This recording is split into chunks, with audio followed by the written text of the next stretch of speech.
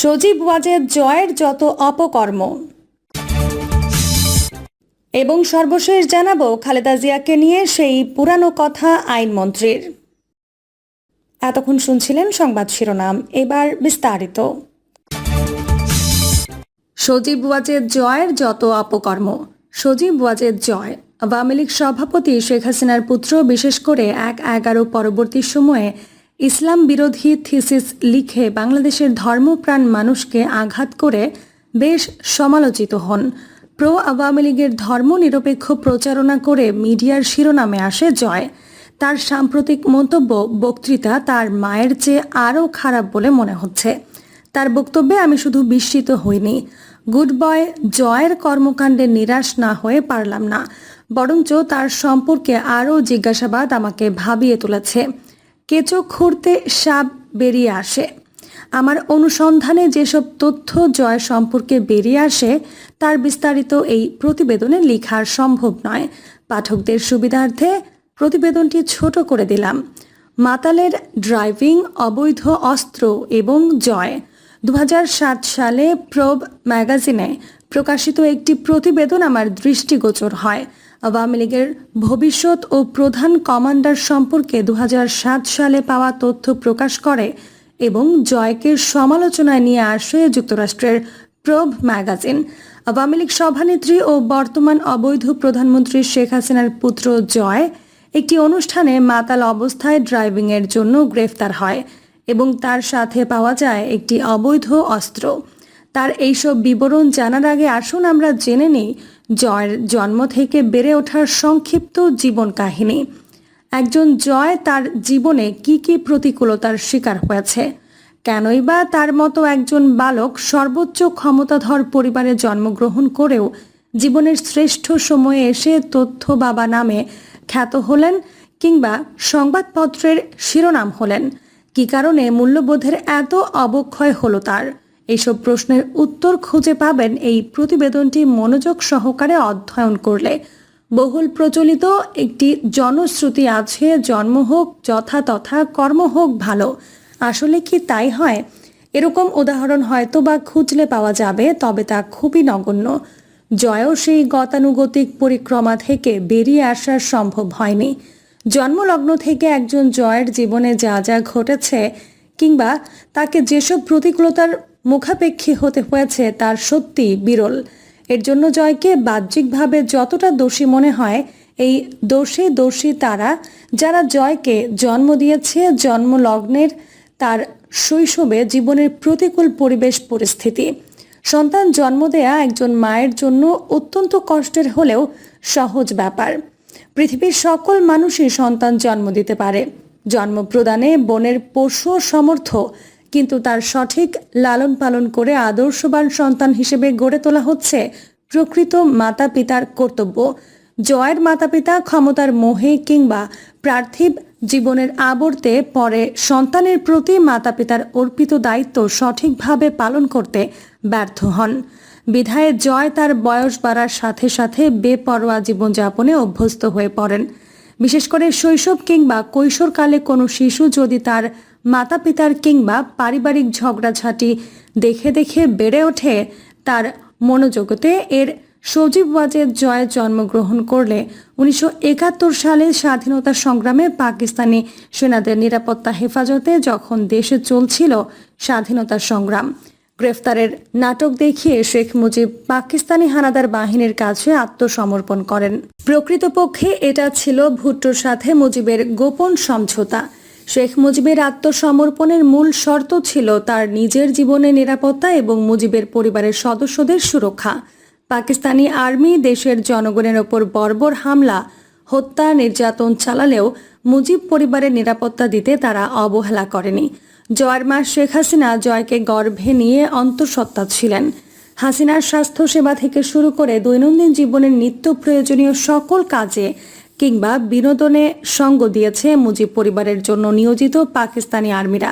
এমনকি মুজিব পরিবারের জন্য ১৮০০ পাকিস্তানি রুপি ভাতা দিত পাকিস্তান সরকার। এত সবের পরেও নিশ্চিন্ত ছিলেন না শেখ হাসিনা। তার গর্ভের সন্তানকে নিয়ে দুশ্চিন্তায় ছিলেন। একটি রাত্রি ছিল বিভীষিকার রাত্রি শেখ হাসিনার। ঘুম থেকে উঠেই পাকিস্তানি আর্মিদের মুখ পরিদর্শন করতেন তিনি। আবার ঘুমের মধ্যেও তাদের দুঃস্বপ্ন দেখতেন। কখন কি ঘটে এই নিয়ে হাসিনা ভীত স্বতন্ত্র থাকতেন সর্বদা। তবে একসময় পাকিস্তানি এক মেজরের সাথে হাসিনার ঘনিষ্ঠ সম্পর্ক হয়। মেজরের নাম ছিল মেজর কিয়ানি, যার জন্মস্থান পাকিস্তানের রাওয়ালপিন্ডি। তার তত্ত্বাবধানে শেখ হাসিনা সে সময় ভালোই ছিলেন। তার সাথে শেখ হাসিনা ডাক্তার দেখাতে কিংবা হাসপাতালে যেতেন। সব ধরনের বিনোদন, এমনকি পার্কে কিংবা লেকের পাড়ে হাসিনাকে নিয়ে যেত মেজর কিয়ানি। 27 জুলাই জয়ের জন্মের পর থেকে কিয়ানির সাথে হাসিনার অতি ঘনিষ্ঠতা দেখে তার স্বামী খ্যাতনামা পরমাণু বিজ্ঞানী MA ওয়াজেদ মিয়ার সাথে অন্তর্কলহে জড়িয়ে পড়েন। ঝগড়া বিবাদ ছিল তাদের নিত্যদিনের সঙ্গী। এক পর্যায়ে ভেঙে পড়েন MA ওয়াজেদ মিয়া। তার মন ভেঙে টুকরো টুকরো হয়ে যায় প্রিয়তমা স্ত্রীর অবাধ চালচলন দেখে। ঝরে পড়া গাছের পাতা যেভাবে গাছের সাথে আটকানো যায় না, ঠিক তেমনি ভেঙে যাওয়া মন আর কখনো জোড়া লাগে না। কিন্তু হাঁটি হাঁটি করে বেড়ে ওঠা জয় তার পিতামাতার অন্তর্কলহ দেখতে দেখতে তার মনের অতুল গভীরে প্রভাব পড়ে। জয় তার পিতামাতার সঠিক আদর যত্ন ও পরিচর্যা থেকে বঞ্চিত হয়। তারপর এলো সেই ঐতিহাসিক 15ই আগস্ট 1975 সাল। সময়ের প্রয়োজনে একটি সফল সামরিক অভ্যুত্থানের মধ্য দিয়ে বাকশালী সরকারের পতন হয়, যে অভ্যুত্থানে মারা যান শেখ মুজিব সহ শেখ পরিবারের অনেক সদস্য। শেখ মুজিবুর রহমান হত্যা হওয়ার পর জয় মায়ের সাথে জার্মানি, লন্ডন হয়ে ভারতে রাজনৈতিক আশ্রয় নেন।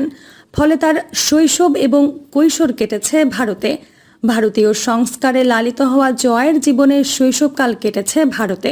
বাংলাদেশের সঙ্গে তার তেমন একটা সংস্রব ছিল না। দেশে তার কোনো বন্ধু বান্ধবও ছিল না। তার মা ভারত সরকারের পৃষ্ঠপোষকতায় রাজনৈতিক আশ্রয় নিয়ে ভারতে দীর্ঘদিন অবস্থান করেন জয়কে নিয়ে। 1975 সালের আগস্ট মাস থেকে নির্বাসিত একটি জীবন অতিবাহিত করেন বসন্ত বাহার সংস্থা নামে পরিচালিত একটি নিরাপদ বাড়িতে। হাসিনা জয়কে তার গৃহ পরিচারিকার কাছে রেখে ব্যানার্জি নাম একজন ভারতীয় যুবকের সাথে সময় কাটাতেন বলে বেশ কিছু গল্প রয়েছে। এর ফলে জয় তার গঠনমূলক সময়টা কাটিয়েছে ভারতে অতি নিঃসঙ্গ। তার প্রাথমিক শিক্ষাটাও ছিল ভারতে। সে কোনো ইসলামিক শিক্ষার সুযোগ পায়নি।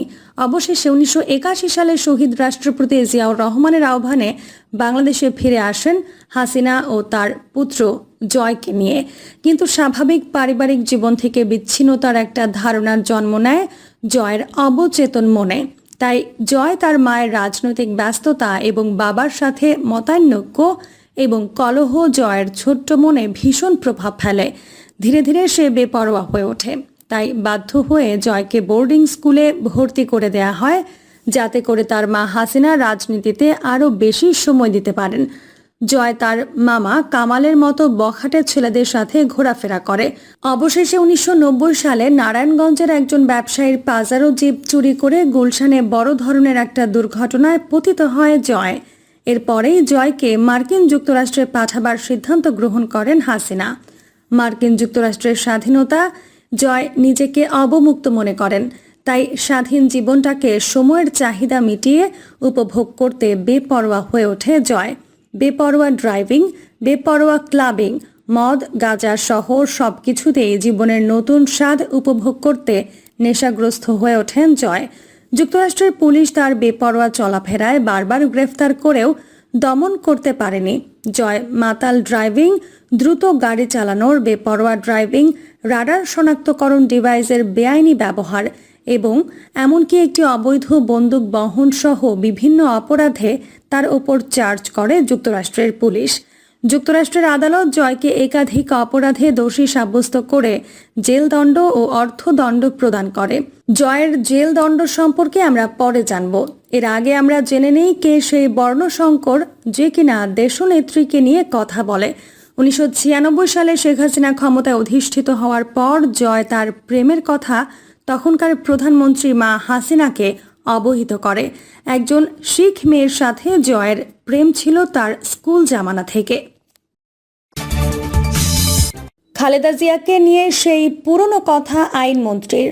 গুরুতর অসুস্থ সাবেক প্রধানমন্ত্রী এবং বিএনপি চেয়ারপারসন বেগম খালেদা জিয়াকে বিদেশে পাঠিয়ে উন্নত চিকিৎসা সুযোগ করে দেবার বিষয়ে সরকারের মন্তব্য জানতে চাইলে পুরানো কথা শোনালেন আইনমন্ত্রী আনিসুল হক। আইনের ভিত্তিতে বিএনপি চেয়ারপারসন বেগম খালেদা জিয়াকে বিদেশে পাঠানোর অনুমতি দেয়া যায় না বলে জানিয়েছেন আইনমন্ত্রী। তিনি বলেন, নির্বাহী আদেশটি একটি আইনের ভিত্তিতে দেওয়া হয়েছে। আমি আইনের বক্তব্যে বলছি, নির্বাহী আদেশটি যে আইনের ভিত্তিতে দেওয়া হয়েছে সেই আইনে এখন তাকে বিদেশ যাওয়ার অনুমতি দেয়া যায় না। খালেদা জিয়াকে চিকিৎসার জন্য বিদেশে নিতে নতুন করে কোনো আবেদন আসেনি বলেও জানিয়েছেন মন্ত্রী। দীর্ঘদিন ধরে বিভিন্ন জটিল রোগে ভুগছেন খালেদা জিয়া। প্রিয় দর্শক, এই ছিল এখনকার সর্বশেষ সংবাদ। আপডেট সব সংবাদ পেতে চ্যানেলটি সাবস্ক্রাইব করে বেল আইকনটি ক্লিক করে রাখুন।